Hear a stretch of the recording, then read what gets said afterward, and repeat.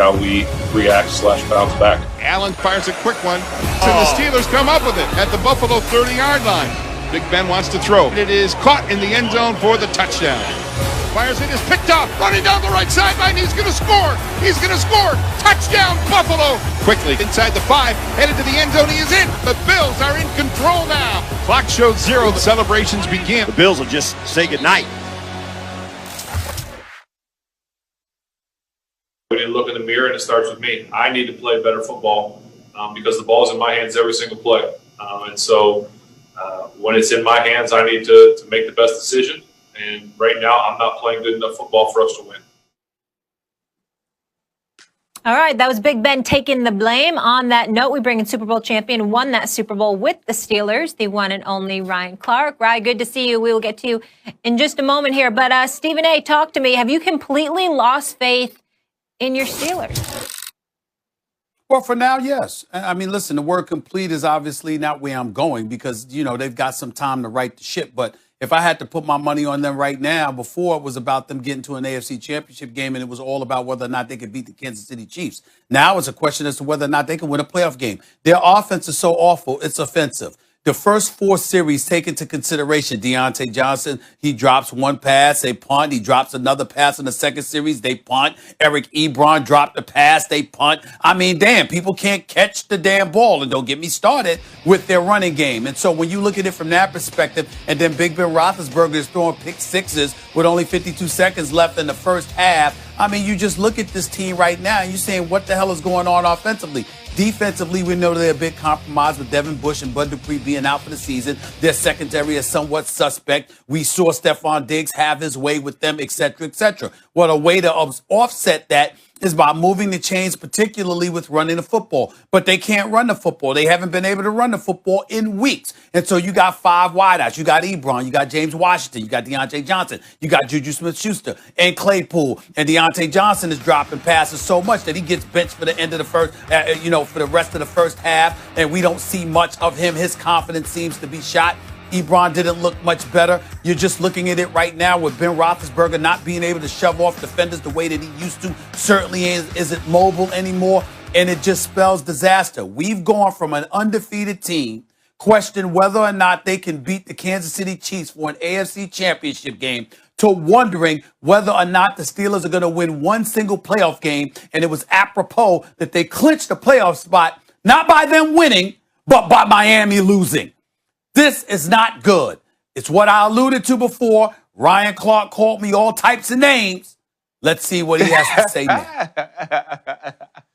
No, the sky's not falling, Chicken Little. You should not lose faith in the Steelers. This was predictable. Look at the schedule. This is the whole thing. What does Ryan always say? Best time to play the Steelers or the Ravens after they play each other. Washington's a surging defense. The Steelers had played their 3rd game in 13 days. They were tired. We knew this when their schedule got messed around. They had to take their bye so early because the Titans got COVID, and then the Ravens got COVID, so they missed their mini bye. So this was their 4th game in 19 days. They're supposed to have 28 days to play 4 games. They had 19. So what happened in the last 2 weeks against a surging Washington team, especially on defense? They folded. They had a 2-touchdown lead. They got tired later in the game. By the way, same thing yesterday. They do well early, and then it catches up to them. It's a game of attrition at this point of the season, and the Steelers' schedule has truly screwed them. Not just because now they're playing tough games, not the Bengals. They'll get healthy against the Bengals. But then the Colts and the Browns, and before this, the Ravens were supposed to be a tough game before they all got COVID. In fact, it was, tougher than you might suspect because it's a rivalry game. And then Washington, which wasn't supposed to be tough, as I said, but this was supposed to be tough against the Buffalo Bills. That's all. It's a tired team you're looking at now. And in terms of the run, yes, that's why you should be worried about the Steelers. They can't run the ball. It means they're not getting good enough run blocking, and that will be an issue. However, time of possession, they're very good. And that's really, if you're talking about an eventual matchup with the Chiefs, it's not so much running the ball as it is controlling the clock because you want to keep Patrick Mahomes off the field, right? And the Steelers are pretty good at that through those little short passes, which kind of double as a running game. So am I picking the Steelers to win the Super Bowl? No. They're not as bad as they've looked recently for the reasons I just explained. And there is reason to believe they have chances against anyone. Yeah, Stephen A., I'm not going to go exactly where you went. I'm kind of in between where you and Max are. I don't believe the sky is falling, but I believe that it's extremely cloudy. But Stephen A., you fail or you seem to miss certain things like Vince Williams being on the COVID reserve list. You're now starting 2 linebackers that haven't started games for you in Williamson and Gilbert. Also on the outside, your best cover corner, Joe Hayden, who's a 2019 Pro Bowler, is in concussion protocol. And also you look at the attrition of having to play these games in the way that they did. Now, there are certain things that have to be fixed, and they have to be fixed by the Pittsburgh Steelers. Either you have to stop throwing the ball to Deontay Johnson and Eric Ebron, or you better find a run game extremely fast. And when you look at this team, it seemed like last night that was something they wanted to start to do. You get the pick 6 late in the second quarter, and now you kind of have to go away from that. In the second half, some of the zone that you were playing with Lane on the outside, and now putting Cam Sutton on the outside, who is an inside guy, against Stephon Diggs, you can't win like that. And so I expected the Buffalo Bills to beat the Pittsburgh Steelers. I said it all Friday. Every time I was asked to pick it, I said I'm picking with my heart because my head knows what the true answer is. I'm going to pick with my heart and say that the Pittsburgh Steelers can muster up some of the history of the organization and win the game, but they couldn't. Josh Allen's a better version of Ben Roethlisberger right now. They have a wide receiver that the Pittsburgh Steelers don't. But you can't be all the way out on this team. If you ever believed in Mike Tomlin, if you ever believed in what this team is made of, then you could see them getting back to what they were early on in the season. They lose the backup to Bud Dupree last night for a second. And so there's still some pieces that they could put together defensively. This is what you have to worry about. You have the Colts and you have the Cleveland Browns late in this season. If somehow you lose 1 or you lose 2 of those games and say you end up tied with the Buffalo Bills, you now move down to the 3rd spot. If a tiebreaker falls the Cleveland Browns way, you've now moved into a wild card. So having to go on the road week 1 against a good football team does scare me. And if we go from this team being 11-0, talking about Coach Tomlin being the coach of the year, to a team that loses out in the first round of the playoffs, that's a disappointment. That's going to be something that we talk about. That's going to be something that's going to be used as an indictment on Mike Tomlin and his career, even though it shouldn't. And so the Pittsburgh Steelers team has to get it together, but it's on Randy Fichtner, the offensive coordinator, to figure out a way to not only protect Big Ben by running the football, but also help a defense out that's losing people. You're going to really give that exceptional football analysis, but you're going to really go on that long, lengthy soliloquy with a serious, straight face, mentioning COVID-19 with the Steelers, but you ignored all them damn COVID tests from Baltimore that led to the whole 3 games in 19 days. Hold on, wait a minute. I didn't ignore it. Hold on. Stay with me. Stay with me. I let you speak. Stay with me. 3 games in 19 days, Max brought that up. That wasn't because of the Steelers.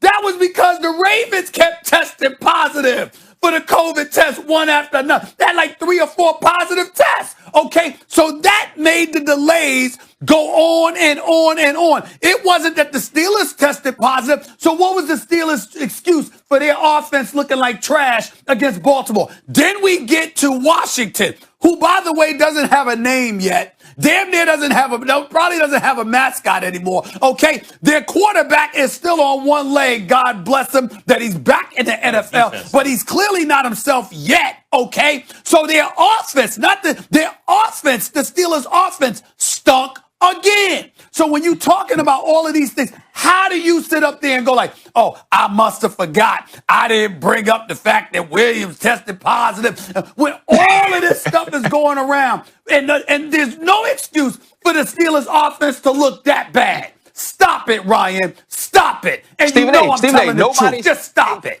Nobody's giving them an excuse. I just told you there are certain things that this offense has to fix themselves. It's like you just go around and you look at the argument or you look at the answer. So it's extremely clouded. So it's extremely clouded. Because you try to pick apart the way the pieces to show people that First Take is your show. But right now, we're on my stomping ground. We're talking about football. So listen, my point is we're not on your stomping ground. They have to get it together. Because you're not objective when it comes to the Steelers. You're not objective when it comes to the Steelers. Yes, I'm challenging your objectivity. You said your heart. I'm challenging where your heart lies. I told you where my heart was in the pick. It's not in the analysis. The analysis of it is this. They need to get physical up front. They have to find a run game. Deontay Johnson and Eric Ebron need to stop dropping the football. You have to start getting an intermediate passing game if you're Randy Fichtner. They're either short, getting the ball out of Ben Roethlisberger's hand quickly, or they're taking a shot in one-on-ones. There's nothing in between that except for some of the option routes you get by Juju Smith-Schuster. This offense has an identity problem. They have to figure that out. I'm not going against that. Defensively, you just got to get some people healthy. Right. They're well, missing extremely Dupree. cloudy. They're missing a key piece. They're missing a key piece on the defense right now. They never had a lot of margin for error. They were beating good teams very close, usually by being better in 2 of the 3 phases of the game, but not by much when you looked at the Titans game or even the Ravens, right?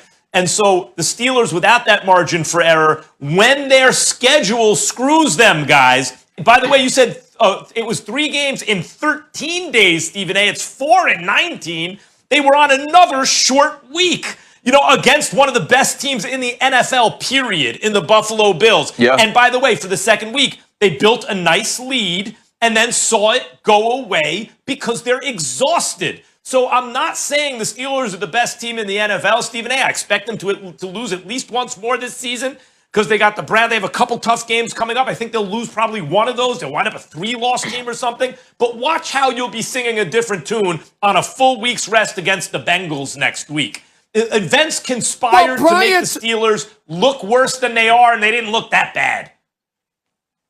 When I was complaining about the Steelers offense and I was complaining about the absence of a running game, etc., did I say this 2 weeks ago or did I say this a month ago and 6 weeks ago? Excuse me, I've been going off about this. This is not new. That's all I'm trying to say to you, Ryan. I'm saying to you that my complaints, give me this, Ryan. Could you give me this? Because you're the football expert. I understand. You got the ring. You got the chips. Okay? I got it. Okay?